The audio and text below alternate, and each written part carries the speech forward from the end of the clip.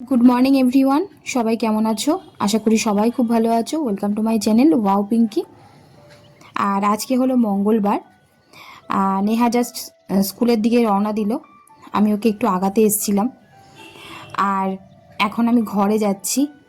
আর এখানে না একটা গাছ আছে, বোধহয় কলকে ফুল গাছ। এই দেখো, এই হলুদ হলুদ ফুলগুলো, নামটা আমার ঠিক মনে নেই, এই নামটাই আমার মনে আসলো। যদি অন্য কোনো নাম হয় সেটা তোমরা আমাকে কমেন্টে জানাতে পারো। ফুলগুলো দেখতে অপূর্ব লাগে। আমি মাঝে মধ্যে আমার পুজোতে ব্যবহার করি এই ফুলগুলো। তো যাই হোক, এখন ঘরের কাজে মন দেব। বাইরে বেশ আজকে রোদ উঠেছে, তাই জন্য এই যে ঘরের স্ট্যান্ডে, মানে খাটের স্ট্যান্ডে বেশ অনেকগুলো জামা কাপড় মেলে শুকিয়েছিলাম, কিন্তু শুকনো ঠিকঠাক হয়নি। রোদে না দিলে না জামা কাপড় ঠিকঠাক করে শুকায় না। আর ম্যাক্সিমাম বাড়িতেই কিন্তু এই সমস্যা দেখা যায় এই বর্ষাকালটায়। যাদের আলাদা জায়গা করা আছে বা ছাদে শেড করা আছে তাদের ব্যাপারটা আলাদা, তারা সেখানে মেলে শুকাতে পারে। আর যাদের নেই তাদের তো খুবই অসুবিধা। আর ভাড়া বাড়িতে কিন্তু আরও বেশি অসুবিধা হয়, কারণ একটাই ঘর। তো সেক্ষেত্রেই যে কি করব, আমার খাটে স্ট্যান্ড ভাগ্যিস ছিল, তাই স্ট্যান্ডের ওপর মেলে মেলেই শুকাচ্ছি সব। আর দড়িতেও মেলে দিতে হয়, ঘরের মধ্যেই দড়ি টাঙিয়ে মেলে মেলে শুকাতে হয়, কিছু করার থাকে না। এভাবেই পরিস্থিতিটাকে মেনে নিতে হয় আর কি। পরিস্থিতি যখন যেরকম আসে সেভাবে আমাদেরকে মানিয়ে নিতে হয়। আজ আমি এমন একটা বিষয় নিয়ে আমার ব্লগে আলোচনা করতে চাই, যেটা আমাদের প্রত্যেকের জীবনকে কোনো না কোনোভাবে স্পর্শ করবে। একটা প্রশ্ন প্রায়শই আমরা শুনতে পাই, আজকাল কেন এত ডিভোর্স হচ্ছে? অনেকেই বলেন আগের মানুষ অনেক বেশি ধৈর্যশীল ছিল।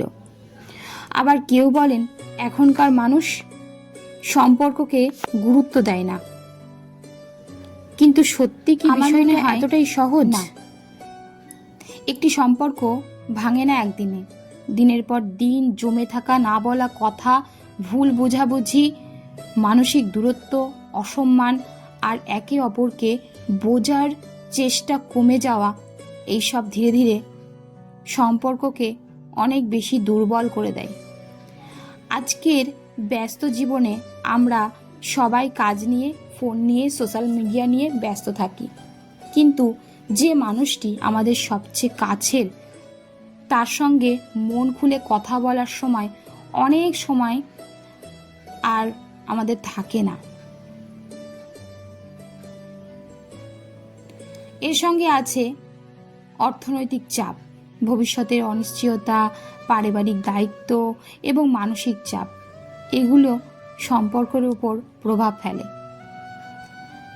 আবার একটা বিষয় কিন্তু খুবই গুরুত্বপূর্ণ, সেটা হলো আগে অনেক মানুষ সামাজিক চাপ বা অর্থনৈতিক কারণে অসুখী সম্পর্কেও থেকে যেতে পারত। এখন অনেকেই নিজের আত্মসম্মান, নিরাপত্তা এবং মানসিক সুস্থতার জন্য আলাদা হওয়ার সিদ্ধান্ত নেয়। তাই ডিভোর্সের সংখ্যা বাড়ছে মানেই যে ভালোবাসা কমে গেছে, এমনটা বলা ঠিক হবে না। তবে এটাও সত্যি, কোনো সম্পর্কই নিখুঁত নয়। চারপাশে আমরা এত সম্পর্কের ভিড়ে হারিয়ে গেছি যে আমরা সবসময় নিখুঁত সম্পর্ক খুঁজি, কিন্তু আদৌ কি নিখুঁত সম্পর্ক বলে কিছু হয়? সোশ্যাল মিডিয়াতে আমরা এরকম অনেক পোস্ট দেখি, ভিডিও দেখি, আমরা অনেকের ব্লগ দেখি যে তারা সবসময় তাদের নিখুঁত সম্পর্কটা আমাদের সামনে তুলে ধরছে। সত্যি কি তাই? না, সত্যি কখনোই সেটা না। সত্যিটা আমরা সমাজের সামনে তুলে ধরতে ভয় পাই। আমরা কখনোই চাই না আমাদের মধ্যে যে সম্পর্কটা খারাপ সেটা লোককে দেখাতে। সবসময় ভালোটাকেই আমরা সামনে নিয়ে আসি। যারা আজকে তাদের সম্পর্ক সোশ্যাল মিডিয়াতে পোস্ট করছে, তারা কি কখনো নিজের বুকে হাত দিয়ে বলতে পারবে যে তারা সবচেয়ে সুখী দম্পতি? না, কখনোই কিন্তু তারা বলতে পারবে না। আর বলতে পারবে না, তবুও কিন্তু আমরা তাদেরকেই সবসময় দেখি, তাদেরকেই দেখে আমরা সবসময় নিজেদের জীবনটাকে আরও নিখুঁত করতে চাই। ফলে ভুল বোঝাবুঝি আরও বাড়তে থাকে।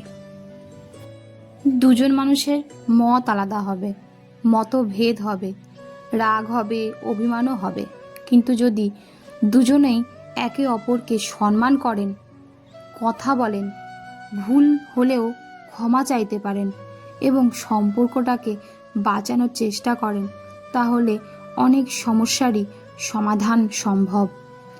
সবশেষে আমি শুধু একটা কথাই বলতে চাই, ভালোবাসা শুধু অনুভূতি নয়, এটা প্রতিদিনের একটি সিদ্ধান্ত।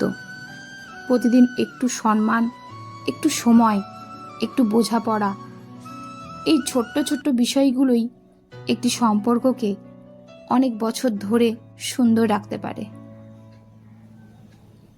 তোমাদের কি মনে হয় বন্ধুরা, আজকাল এত ডিভোর্স বাড়ার সবচেয়ে বড় কারণ কি হতে পারে? তোমার মতামত আমাকে কিন্তু অবশ্যই কমেন্টে জানিও। তার উপর নির্ভর করেই আমি নেক্সট ভিডিও বা ব্লগ তৈরি করব।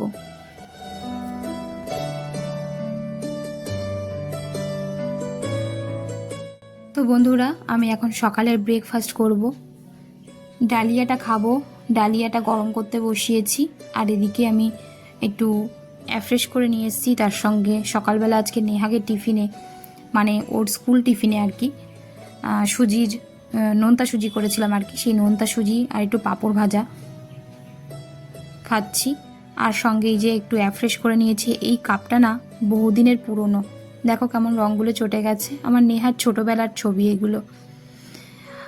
আমি কেমন ছিলাম তাই না? মাথা ভর্তি চুল ছিল, কত সুন্দর ছিলাম। তবে হ্যাঁ, তখন কিন্তু খুব ওভারওয়েট ছিল আমার। আর আমার নেহা দেখো কত ছোট্ট ছিল, কত আদরের সন্তান আমার।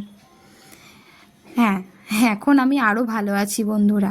তখন ভালো ছিলাম না, কিন্তু ভালো থাকার অভিনয় করতাম, মানুষের সামনে দেখাতাম যে আমি দেখো কত ভালোবাসি, ভালো সংসার করছি, গুছিয়ে গাছিয়ে সংসার করছি। তখনও যেন আমি ব্লগ ভিডিও করতাম।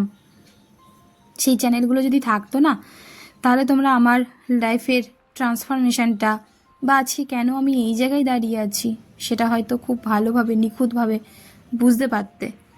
কিন্তু দুর্ভাগ্যবশত সেই চ্যানেলগুলো বন্ধ হয়ে গেছে। বিস্কুটটা না নরম, দোকান থেকে নিয়ে আসলাম।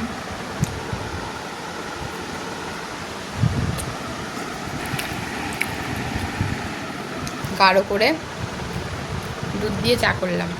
খাই না, খুব কম চা খাই আমি। আগে না প্রচুর চা খেতাম। মাঝে মধ্যে বর্ষার ওয়েদারে না চাটা খেতে ইচ্ছা করে, বলো।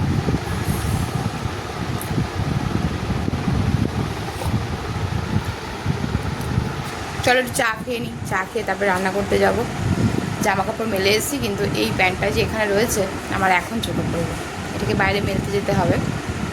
আজকে হালকা রোদ উঠেছে, দেখা যাক জামা কাপড় কতটা শুকাই। আজকে সকালবেলা চুলে তেল মেখেছি, মেখেই সাথে সাথে স্নান করতে গেছি। এবার ওই অবস্থায় তো আর থাকা যায় না, তেল মাখা মাথায় চুপচুপে তেল, সাথে সাথে শ্যাম্পু করলাম, কিন্তু ভালো মতো শ্যাম্পুটা হয়নি, সে তেল তেলে ভাবটা রয়েছে চুলে। ঠিক আছে, আবার কালকে না হয় পরশুদিন করে নেবো, এইভাবে চলুক।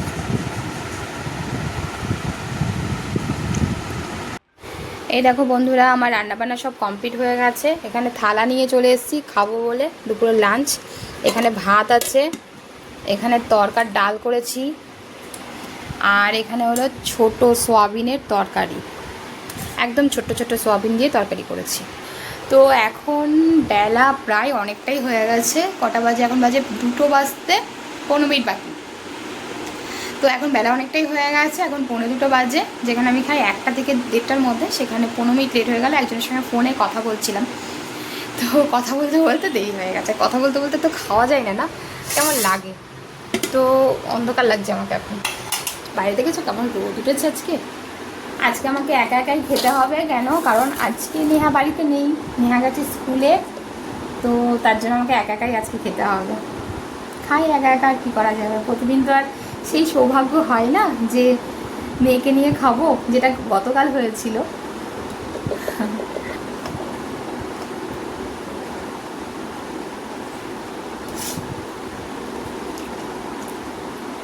খুব টেস্টি হয়েছে। সেভাবে রান্না করিনি, মানে খুব বেশি মশলা টশলা দিয়ে রান্না করিনি। টমেটো দেওয়া হয়নি, টমেটো দিলে একটু ভালো হতো। দোকানে গেছিলাম টমেটো নিতে, তো টমেটো ছিল না। ঠিক আছে চলো, যা আছে তাই দিয়ে রান্না করি। তো পরে একদিন না হয় ভালো করে রসিয়ে কষিয়ে রান্না করা যাবে। নিরামিষ করেই করেছি, আদা কাঁচা লঙ্কা বাটা দিয়ে, আর একটু আলুর দম মশলা দিয়েছিলাম।